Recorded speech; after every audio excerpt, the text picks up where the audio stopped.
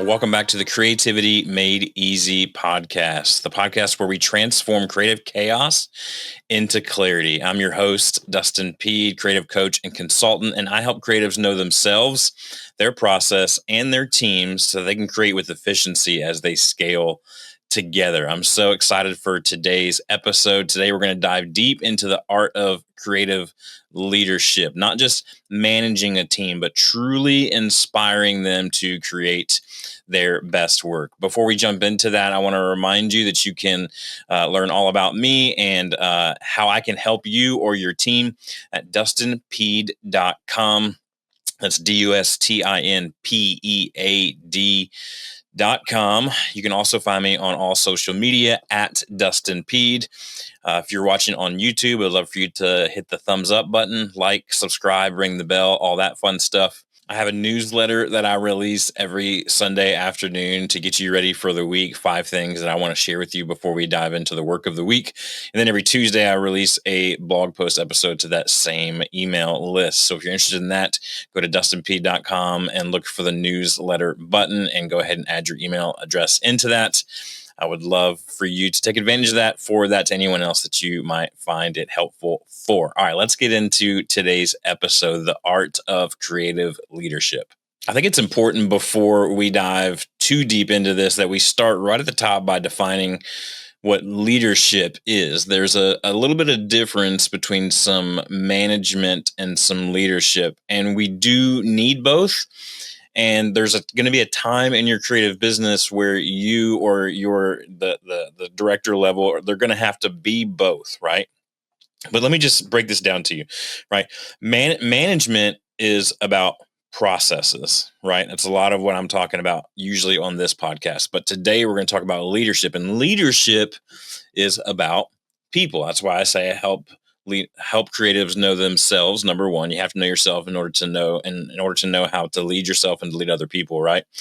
Know their processes, the management side, and their teams, the people, so they can create with efficiency and scale together, right? So management is on the process side, leadership is on the people side. I want to make that variation very distinguished here right up at the top. Managers handle tasks and projects, right? Leaders inspire vision. And there's going to be, like I said, there's going to be a time where you might have to sit in both seats, and that's totally okay. But as your team grows and scales, you'll begin to lean less on the management side and more on the leader side. So let's get into the creative leader's mindset a bit. So the creative leader's mindset is about cultivating strategic thinking versus what it used to be when you're managing is the tactical execution of it. The who's going to do it, how they're going to do it, all that stuff, right? The creative leader mindset as well is balancing creative excellence, right? We still want to pursue excellence, but you also have to keep in mind team well-being. You don't want your team to burn out in the pursuit of excellence. The creative leader's mindset is also developing the emotional intelligence that you yourself need as a leadership superpower. That's where we talk about knowing yourself. And so what I want to talk about today is these 4 different leadership archetypes for creative teams. It's not an exhaustive list. This is just what I've seen in my observation. So you can kind of see where you might naturally lean into, and then you can fill in the gaps around you. So I think there's usually what we see in really good leaders is that they're high visionary, right? A lot of really good ideas, but they also what their superpower here is not their ideas. Their superpower is seeing the potential in things that others don't see, seeing the threats in things that others don't see.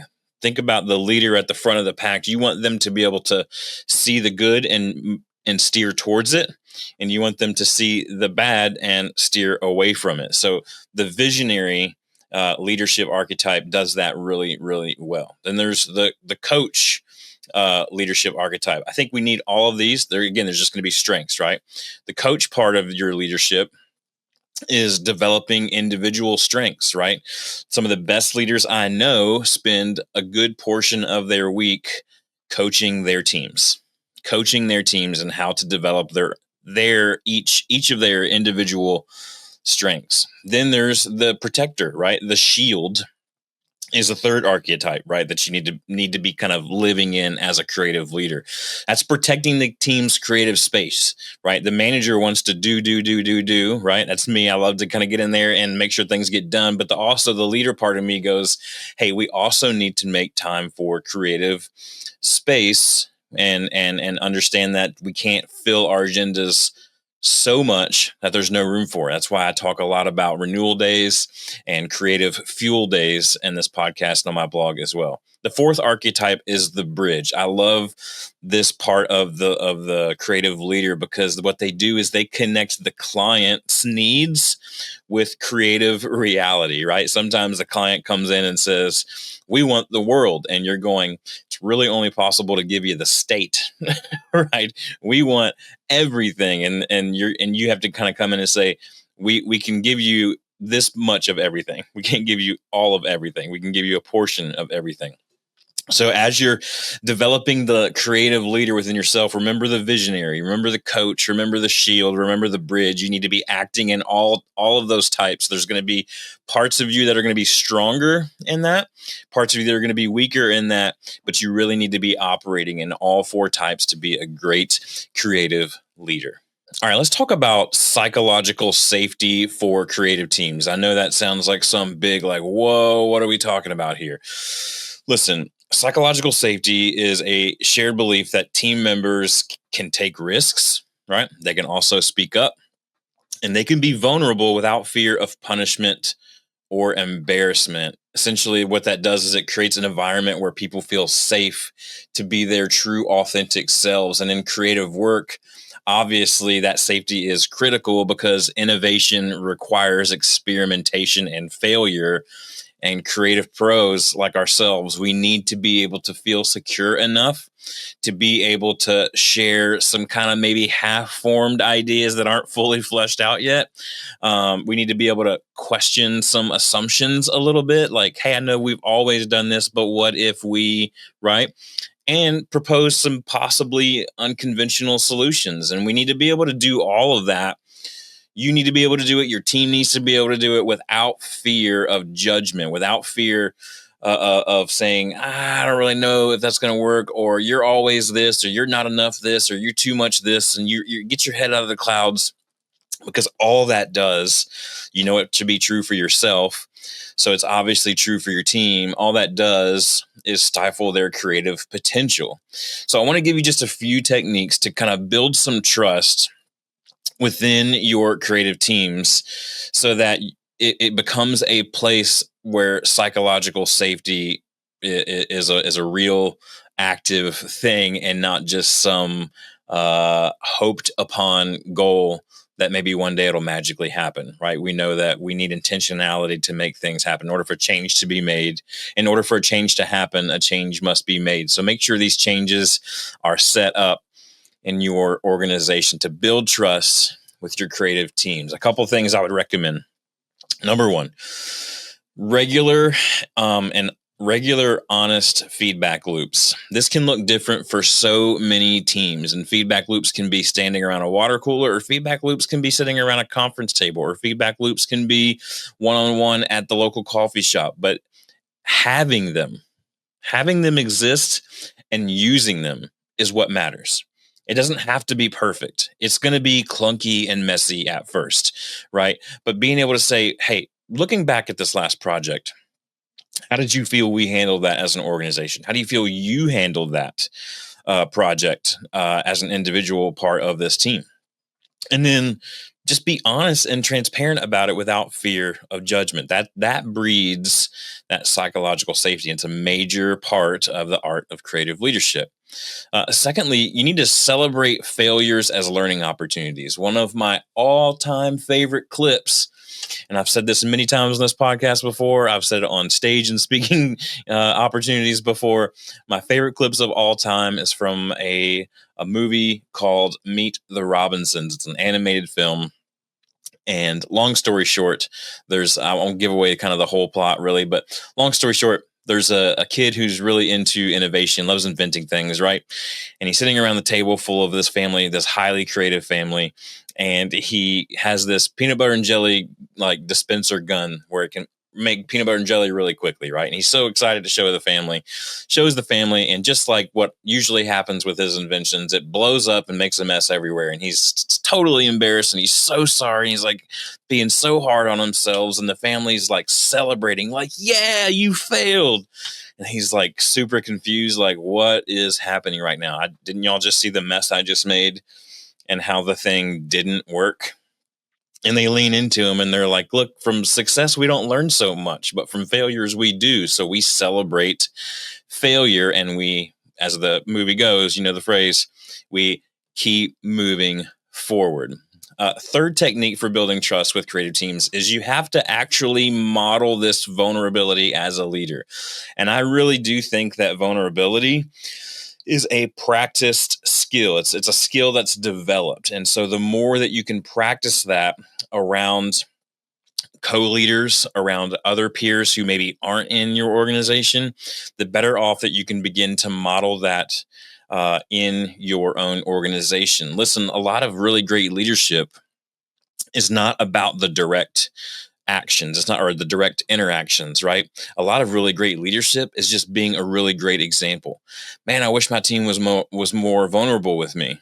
Well, are you vulnerable with them? Man, I wish my team would model more creative research. Do you do that? Right? If the team will never supersede your the ceiling that you raise as the leader, right?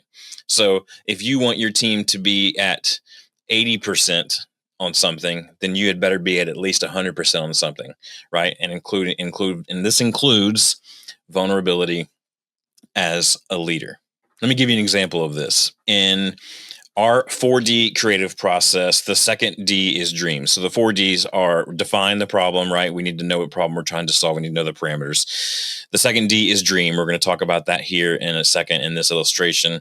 The third D is to design, like, hey, we've figured out what we're going to kind of blueprint this thing out. And the fourth D is to go and develop it, right? That's where the rubber hits the road and we do the work.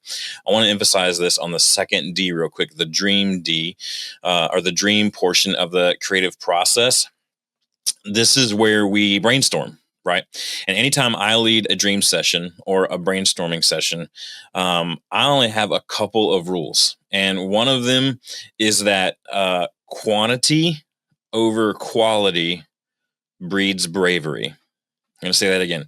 Quantity of ideas over quality of ideas breeds the bravery that you need in a brainstorming session. Brainstorming sessions are not about the quality of ideas.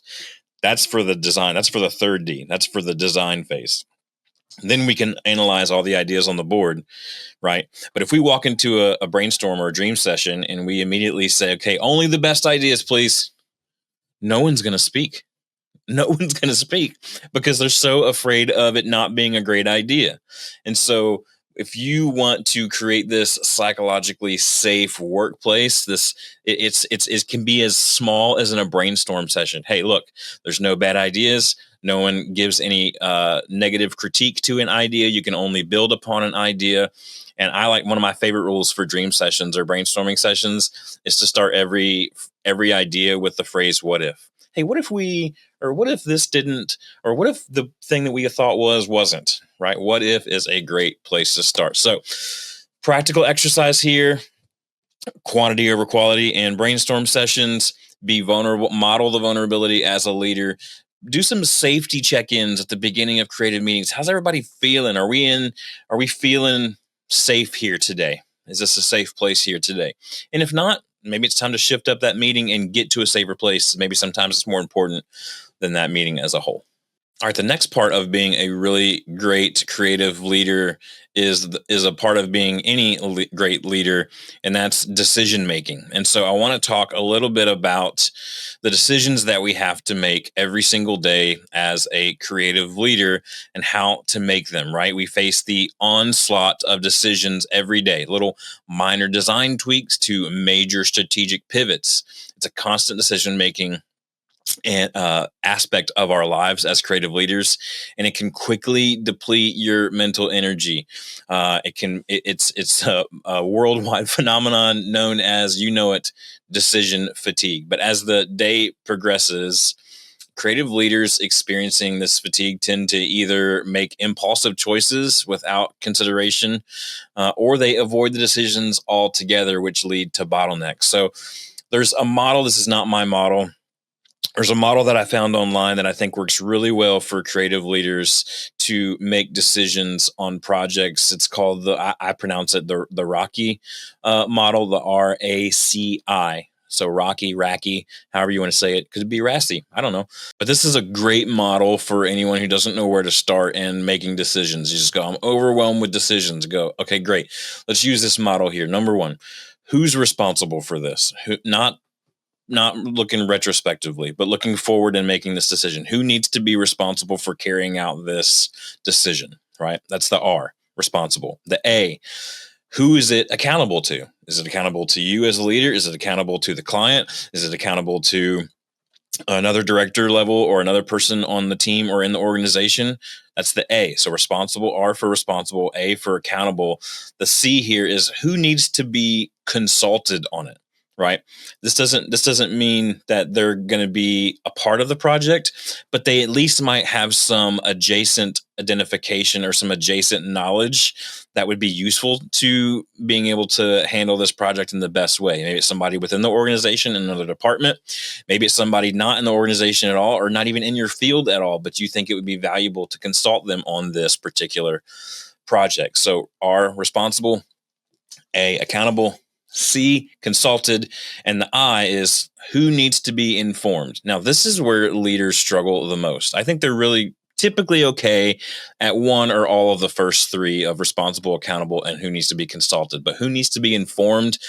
Because the leader has had the thought and the conversation back and forth in their own mind so many times, they tend to fail to release that information out their mouth and towards the people who actually need to know the information, who needs to be informed. So if you want to model some really good decision making yourself, we talked about modeling that, right? Model who needs to be responsible, who needs to be accountable. Who are we accountable to for this project? Who needs to be consulted for this project, and who needs to be informed? Make sure you're actually communicating it. Have somebody in your corner that can constantly poke and prod you and say, hey, listen up. I know you've thought this a billion times, but we don't know what you're thinking. We need to hear that. We need to be informed of this. Information is clarity, and clarity is kindness. All right. The RACI, however you want to say it, model, RACI, is a great model for decision making in creative projects. Responsible, accountable, consulted, and informed.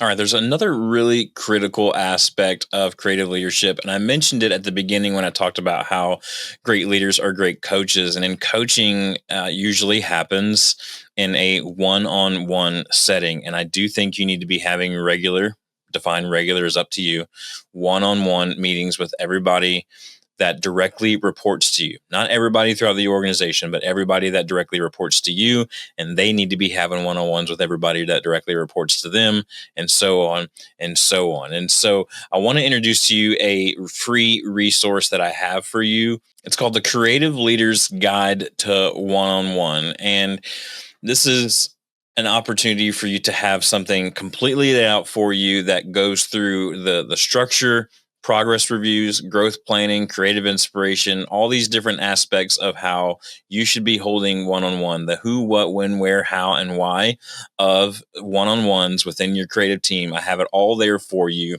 Go to dustinpeed.com/free and click on the giant thumbnail that says the Creative Leader's Guide to One-on-Ones. Make sure you check that out. I'm not going to spend a ton of time in that today, but you do need to dive into that in order to be an effective leader. Lastly, just real quick, you need to be developing your unique leadership voice. If you want to truly embrace the art of creative leadership, you need to be embracing how to develop your own unique creative leadership voice. The key here is to be authentic. Don't try to be someone that you're not. People can smell a fake a mile away, and especially if they're less than a mile away because they're on your team. So be authentic with it, who you truly are. Lean into that. That breeds that vulnerability that we were talking about before. To develop your communication techniques, right? Just communicate. There's some things that you need to gatekeep a little bit. There's some things that you need to be able to give some creative direction on. And there's some or most things that you need to be communicating the why on, right? So gatekeeping some constructive feedback from clients, maybe, or major business decisions a little bit, right? But for the most part, you want to be open, authentic, and available and vulnerable. Give some effective creative direction and communicate the why behind decisions. And we've talked many times on this podcast before. I would encourage you to go back to an episode that I did with my friend Darren Cooper of 1898 Creative, where we talked about the power of storytelling in your creativity. The same thing in creative leadership. And we actually just covered this topic as well over on the Culture Based podcast with my partner over there, Blake Bear. Go to theculturebase.com, BASE.com, to learn more about that. But you have to learn how to provide. This is the delicate balance, right? You have to learn, and it's really up to you to decide in your unique situation, but you have to put effort into learning how to provide critique that inspires and doesn't deflate. All that comes into your own unique, authentic leadership voice. So today we talked about the 4 archetypes of creative leadership, right? The visionary, the coach, the shield, the bridge. We talked about the psychological safety and how to be able to do some safety check-ins and some dream session brainstorm rules and how to model that vulnerability as a leader. We talked about the RACI decision-making framework, right? The RACI, who's responsible, accountable, who needs to be consulted, and who needs to be informed in moving forward with how to make creative decisions. We talked about one-on-one meetings briefly, but I would highly encourage you to go to dustinpeed.com/free to download your free guide to creative leaders one-on-ones. And then lastly, we talked about how to develop your own unique leadership voice. The key here is to think about when you're going to communicate, how you're going to communicate, and make sure you're communicating the why behind your decisions as often as you possibly can.